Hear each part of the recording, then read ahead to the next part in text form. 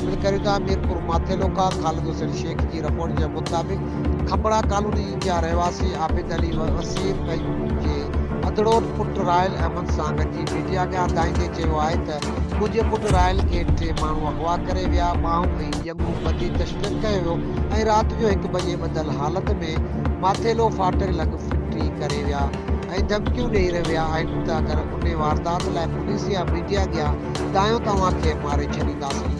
हिन चयो त असीं ग़रीब आहियूं, असांजी कंहिंसां का दुश्मनी न आहे, हिकु वेलो खाऊं था, हिकु वेलो बुख ते आहियूं। असां अख़्तियारनि खां तहफ़ुज़ जी अपील करियूं था त असां बेवस आहियूं, पंहिंजे घर में क़ैद बणियल आहियूं, असांखे तहफ़ुज़ ॾेई इंसाफ़ कयो वञे।